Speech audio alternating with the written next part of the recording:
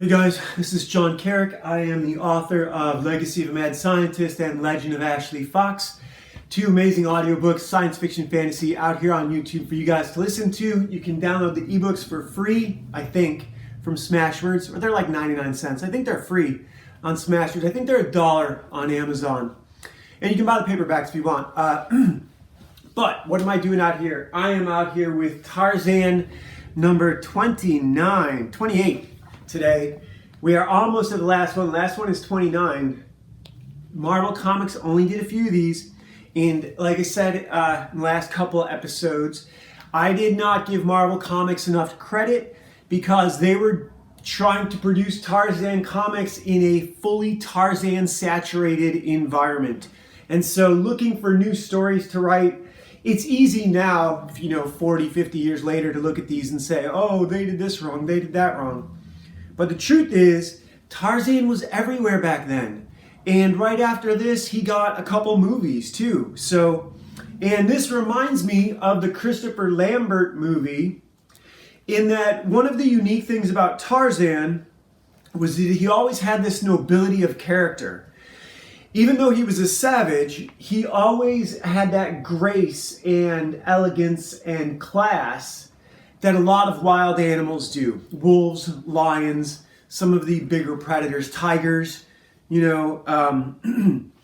is Jane Greystoke climbing the Empire State Building after she escaped being held captive by Roger Tory's safari gang. So that's why this is a lot like the Christopher Lambert story. They have kidnapped Tarzan and brought him to New York, and they Bill Mantlo, the writer, has given Tarzan a drug. I don't believe this is based on one of the Edgar Rice Burroughs stories. Maybe it was. Given Tarzan a drug that removes his ability to form human speech. He can only do animal speech. Doesn't paralyze his vocal cords. It just removes the ability to speak human dialects. And this means that during the demonstration, Tarzan behaved like a savage. And they arranged a fight between Tarzan and an albino gorilla and Tarzan's lion, Jadbalja, who's like his friend. Hey guys, I'm reshooting the comic book section of this. I've got the camera at a little bit different placement, and so I want to make sure I'm holding it so that you guys can see the whole book. And I need to lift it up a little bit. So it starts off with, this is number 28, Jane, Tarzan's wife, climbing the Empire State Building after she had escaped from some abductors who previously thought she had jumped and committed suicide, but now they see her climbing and they are calling out to her, Jane, come back. The guy who she's climbing away from had tried to rescue her. He was part of the group that kidnapped her, but then tried to rescue her because he was feeling guilty. She took advantage of this and brained him over the head with a bottle, and then broke out the window to climb to the rooftop, which is not much of an escape. It just relocates you. Meanwhile, the police arrive at Roger Tory's Safari Club and execute a lion exiting through the front doors, which the audience viewer, I thought was Jadbalja, Tarzan's lion, even though his mane is colored with a brown ink as opposed to the blue ink they had been using for the black-maned lion, Jadbalja. Again, I want to make sure I'm holding this correctly for you guys. I think it's right. We're going to hope it's right. So these police shoot and kill this lion. There are a lot of shortcuts taken in this comic book that make me feel like it's written for a 9-year-old. A lot of logical sort of cultural shortcuts, things about maps and technology that you can't really do. For one, Tarzan has been injected with a drug that removes his ability to speak certain languages but not others. He can speak his native tongue, but nothing he's learned after that. So he can't speak the language of the white man or French or the language of the Waziri in Africa, but he can speak the language of the Mangani, the great apes. I believe in the very first time this came up, they said it was a drug that paralyzed his vocal cords. Didn't say anything about language. That was something they added later when they needed Tarzan to talk. But meanwhile, they're willing to do all sorts of violence. They murder this lion. right? It's not even attacking anyone, and these police officers shoot it to death. That's got to be kind of significant, in that this book is not written for kids. But because it's a comic, they allow themselves all sorts of leeway with the plot. Here's another, this is a great double-page spread by Sal Buscema. This is Tarzan and Jadbalja, the black-maned ape, fighting the albino gorilla. And in the two, so one of the things we've been looking at is all the different double-page spread layouts that Sal Buscema uses.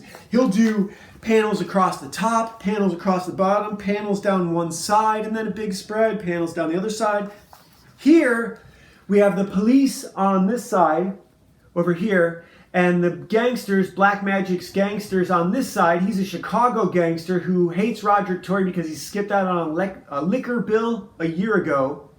And so he's threatened to murder him, but instead of murder him, he's just going to destroy his life. And the cops and the bad guys, the cops and the robbers, are basically facing each other across this room where Tarzan is fighting the albino gorilla with his friend the lion, Jadbalja. It's a good double-page spread. The whole comic is kind of worth that one double-page spread. Meanwhile, so here we get some more of it. Tarzan is struggling but can't get the upper hand. Give me a second, let me take a look at this. Yeah, and Mr. Black Magic is talking to Roger Tory, and they're discussing how they came to, this bunch of exposition basically, how we got to be in this situation. That's what's going on right here. And they decide that they are going, now the cops also are not firing because Black Magic's guys are on the other side of the room, and they might hit them, and they have paid them off. So Black Magic throws Tarzan his knife to make it a fair fight. Now this is a sort of thing where like a bunch of the plot is nonsense, but this part of the plot is brutally clear. They throw Tarzan his father's knife so he can murder this gorilla. And that's exactly what he does. And this is the plot shortcuts that the writers are using make the story for 9 to 11-year-olds, but the violence say that this is for adults. And when I was a kid, this is why I loved Marvel Comics. Not for the plot holes, because I didn't know any better, but I could go get violence here. Tarzan kills the great ape, which has also been maddened by drugs. They say that repeatedly up to this point. It's not just a wild animal, it's a drugged animal. And then Tarzan gives his big scream, oh, which I'm going to cut out of the audio. And the cops and the gangsters are looking at each other, and they both let each other go.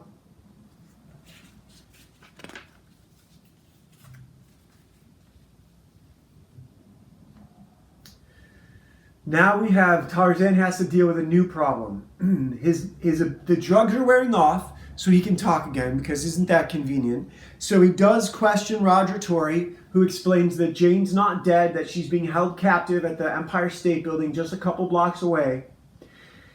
And Tarzan leaves the lion and Roger Tory in the care of Black Magic, asking him to not allow them to escape, to take care of them while he goes and rescues his wife. All of this is convenience.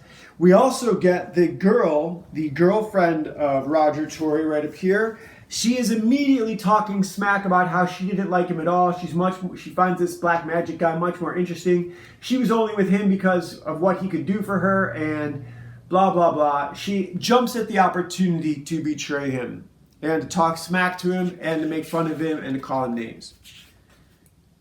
Tarzan now has to, in his loincloth and barefoot, travel through the streets of New York and reach the Empire State Building to rescue his wife, who is literally climbing up the exterior of the skyscraper to avoid Roger Tory's henchmen.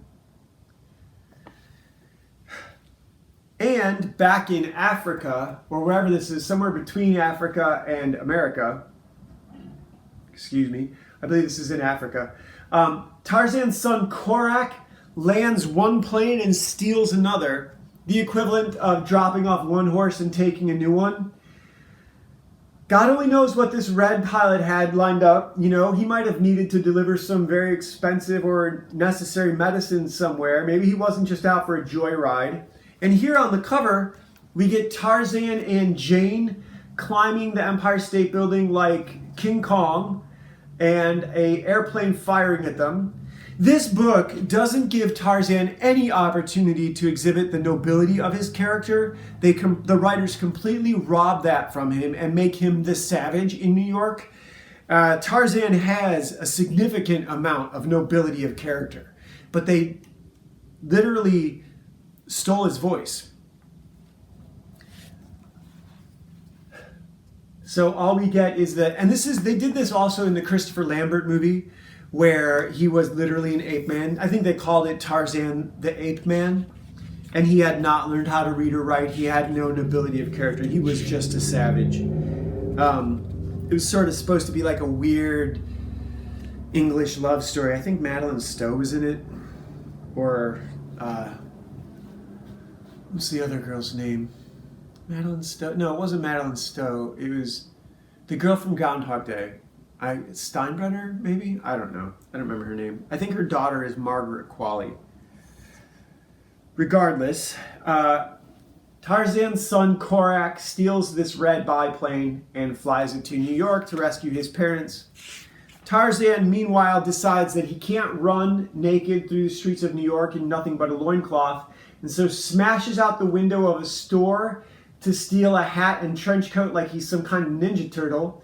And that's all the disguise he needs. He can still run naked through the streets if he has a hat and a trench coat, which he loses a couple panels later, like Conan wearing armor. It almost always gets ripped off of him. Jane has reached the rooftop. Thank God.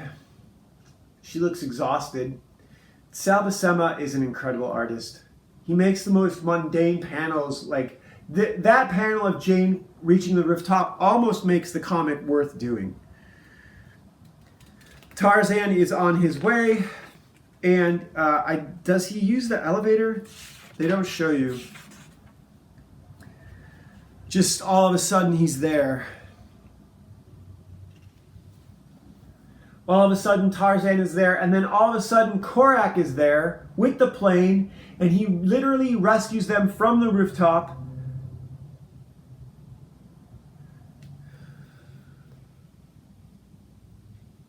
So this is a great ending. It's not so much of a cliffhanger. We can presume how Tarzan gets back to Africa.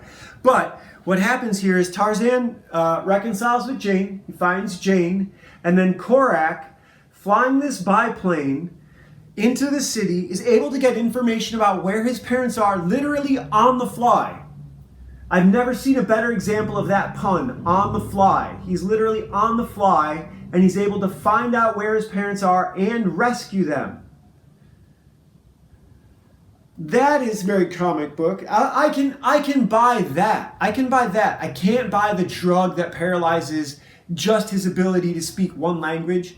That's a bit too much. Also, the whole transatlantic safari thing, going to New York. Why not go to a city closer?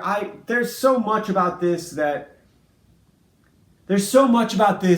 is indulgent on the part of New York writers. And look, I'll give it to them. We were in the middle of a massive Tarzan, a glut of Tarzan stories. How could you possibly do something new if it's not this? And in 2 weeks, this guy's under a deadline. I get that he had to do it fast, and he did what he did. I'll give it up to him. Here's why it's okay. Audience expectations, violence, right? A few people get killed. Now that's brutal. That's not, yes, that is the sort of blood for the blood gods. It's also tragic in this episode. They could have taken a panel or a line to expose that, to talk about that. Maybe they will in the next one. Maybe they won't. Maybe it's for you, the reader, to reflect on. But anyhow, we're going to continue with the rest of the video now. I just reshot this bit so I could get the framing more correct. So this is fascinating. I'm not breaking it down for art.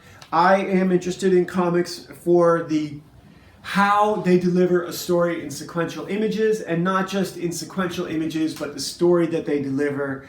To me, it's the overall experience of the individual floppy comic book that I'm talking about here, which parallels to the individual 22-minute cartoon. 22 pages, 22 minutes, okay? 40 pages, 44 pages, that's an hour-long drama on television. And I grew up with TV. I've probably watched more TV than I have read comics, and most of the audience probably has too. So there you go. That's the language that you're speaking to. We are not speaking to the same audience that these guys were writing to. That doesn't mean I can't learn anything from them. And what I do learn from them maybe will be so foundational, it will... Now, I've got to learn the good things and not the bad things. But if I can learn something that's so foundational that it can, carry me through the struggles of story, then that's great. I wrote 6,500 words yesterday. We are now at 8,500 words. And I was looking it up because I haven't looked at the word count on my novels, which they're pretty thick. They're 750 and 730 pages, 133,000 words and 127,000 words. And I'm at 85,000 now. Those books took me a decade to write. This has taken me 4 months. And part of what I'm doing different, I'm writing a story that I've taken 4 years to build in my head, and I'm just now putting in the work. I'm not writing all the ancillary characters, which I did in the last ones. And that means the additional 50,000 words that are in those books. Now, I'm not done, so this may still end up at 120. Probably will. But those other stories, I haven't done any outside characters. Now, the other stories had single main characters. This one has an ensemble group. So what I've done is when I get too much on one character, I go with one of the other ones for a scene or two. But we're not doing the villains. I haven't done any head hopping. That's a rule in novels that doesn't exist in television or comics. In novels, you're supposed to stay in the head of one main character. Now, if I were to think of a novel that probably did that pretty well, it would have to be Fight Club, because you're only in his head. I don't think they have any scenes with Tyler Durden. They only have scenes with Jack, who is the main character. I'm sure there's been other ones. I'm sure American Psycho, but Fight Club and American Psycho are both novels written by gay dudes, so that's something you have to acknowledge. Tarzan is not. Edgar Rice Burroughs, Conan Doyle, Sherlock Holmes, Robert E. Howard, that stuff. And now Robert E. Howard, Conan books, he did not do any head hopping. Back then, they didn't. Back then, it was just Sherlock Holmes. You only had scenes with Sherlock Holmes. You never had a scene with Moriarty. To the extent that they would have a scene in a drawing room where they talked about other things that happened out in the street. If Sherlock wasn't there, it was talked about. So that's something I'm sticking to, and it's working out really well. Now, when it gets to breaking these into comic book pages, these paragraphs and pages into comic book panels, that's going to be a different trick. I think a lot of the information that's on the page can be expressed in the frame. A lot of it's setting. A lot of it is, it's not choreography, but stage direction, So all those things matter. Most thing is it's a lot of fun.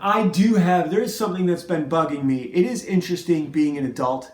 When they say, I hear all these little phrases, and the new ones I don't care for so much as like the ones that have been around for thousands of years.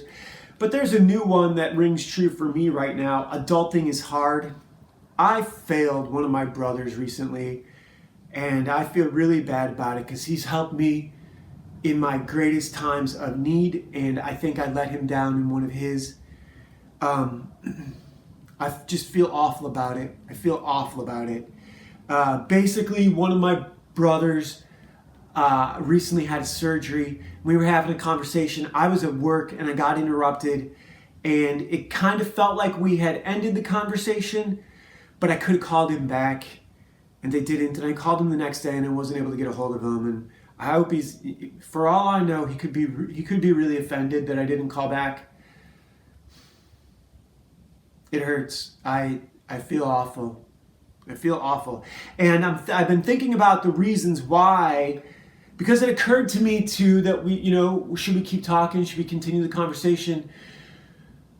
But I am someone who prefers to err on the side of positive. Like, the first conversation was really good and I didn't want to fuck it up. Say that make sense? Like, I didn't want to, we could have talked for longer. We probably could have talked for another hour or two, but I didn't want to say, he asked me what's going on with me, and what's going on with me is nothing good. I mean, I'm out here doing this. I haven't told any of my family that I'm doing these. I'm struggling. Like, I'm really struggling to make it in this. I've given my life to fiction, and I could blame the culture war, and the culture war has created a scenario where it hasn't been, there's not a publishing company I could submit to. Until now. I think in this new one, maybe I will send it to Antelope Hill. I will find someone to submit it to.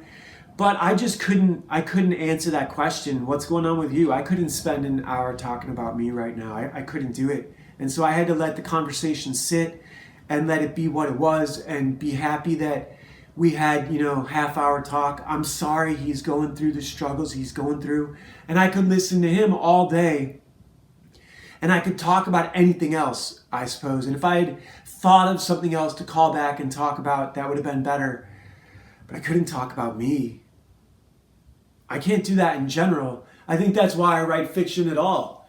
I don't seek compliments for my fiction. I want to hear, dude, I totally forgot my life for an hour. That's the best compliment you can get as a writer. That's the only thing I strive for, is to let you disconnect and let you give. Sometimes in life, you need to give problems distance. And sometimes a good way to do that is to immerse yourself in something that lets the other problems. You can only solve so much of the world's problems. If not adding to them is part of your solution, then sometimes I guess that's why we all die with regret. I regret not being a better conversationalist who found a way to have a few-hour conversation at the drop of a hat and make the other person feel great even when I'm not myself. I wish I was that person. I wish I'd found it in myself the other night. I really do. I don't know how I'm going to make it up to him. Like I said, he's helped me over and over and over again. And this one time I could have helped him, I didn't. And I'll never feel right about it. I don't know what kind of test that is. I don't know what kind of punishment that is. It was not done out of malice. It was, I suppose, an error of selfishness, in that I didn't risk. I hurt his feelings by not risking hurting his feelings, by thinking I wasn't enough. I felt like I wasn't enough. And I've probably done this to a lot of people in my life, but you know what? I've overdone it too. I have definitely driven people away by trying too hard. I have absolutely driven people away by offering advice that wasn't asked for. I have absolutely offended people by making observations that no one asked for. So I hope he can forgive me. That was me I was kind of honestly defending the half-hour good conversation we had by not risking fucking it up by saying we're doing something over the next hour or two, and I should have taken the risk.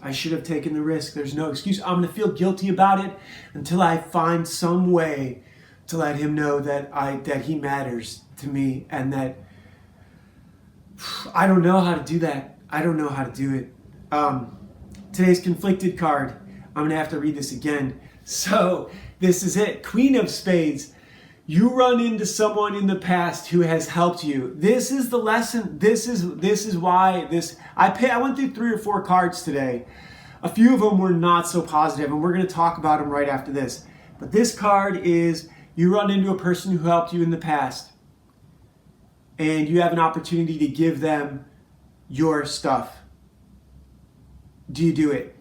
And my material possessions, I would give my brother anything. What I didn't give him was myself. I didn't give him... I should have found a way to entertain him. I'll never forgive myself. And I earned it. This is guilt that I earned. So this is a lesson that I earned. Now, here's the other problem. I've had people, I don't know, dude, I don't know what I'm going to do. I'm going to overdo this helping people who don't deserve it. That's obviously what's going to happen, because I probably won't get an opportunity to help this brother again. I have 9 brothers and 5 sisters. So I may not get an opportunity to help him again. And I'm going to help some complete stranger, and he's still going to always think I'm a piece of shit, and he'll probably always be right. But it's a life lesson, you know? And so that's what this says. An old friend comes out of the, it's the end of the world, and he asks for your help, and it's 50% of everything you've got. I would give my brother 100% of everything I've got. What I couldn't give him was the risk of being an asshole to him. I couldn't be an asshole to him. I suppose that's not a bad thing. I suppose, if you're feeling like shit and you don't feel like you can cheer someone up, it's your obligation to try, and I didn't. And I did try, but then we got interrupted, and I should have tried harder. I could have tried harder. And, dude, I can never undo it. So here's a couple more of these that we're not going to talk about. And a lot of these are the same thing. A lot of these are, how much of your resources would you give to person X, Y, or Z? One of these is, you are in an airplane. There's 4 or 5 of you in an airplane. You've thrown out everything you can throw out. You're over water. And in order to get to someplace you can land, 2 of you are going to have to jump to your deaths. How do you decide? I don't want to confront that. Never. I don't want to confront that. The Ace of Spades is how you play the game, or just what the game is, which is, I felt like this was a waste of a card. They should have put their best one on the Ace of Spades. Let me see what these other 2 are. Give me a second here. Hold on. Okay, so one of these is a variation on the same thing we've seen over and over and over again. This is a group of men in orange jumpsuits with pipes are walking down the street toward your house. They're not breaking any windows. They're not smashing into anything. Now, this all presumes that you are in a suburban or urban environment. I don't know why at the end of the world you would try to live in a suburban or urban environment in a single-family home. It's not realistic. These people are working on a supposition that is not realistic. A single-family homes end 9 days. They say 3 days after the end of the world that people go nuts. After missing 9 meals, people go crazy. So it would probably be a couple weeks. They also say they only have 3 days of food in the supermarket. So that gives you 6 to 9 days, however much people have in their fridges before everything goes crazy. But the point is, after a couple weeks, single-family homes become untenable structures. So this is nonsense. It says you could kill them all with your AR-15, but if they get close, they will overwhelm you. There is no getting close with an AR-15. They can't overwhelm you. If you have an AR-15, you can kill them at 10 feet, 20 feet, 5 feet. It doesn't matter. You can fire fast enough to take care of them if you have any training whatsoever. It's not a sniper rifle. It's a very large pistol. And I say that based on how it recycles. One of these other ones is incredibly brutal. This one paints a scenario that it's very hard to talk your way out of. This one paints a scenario where your group gets attacked, you're running out of food, your supplies have been destroyed, you're a member of a group, you have an obligation to the others who are with you, and you're running out of food, but there's a ton of dead people. What do you do? Do you become cannibals?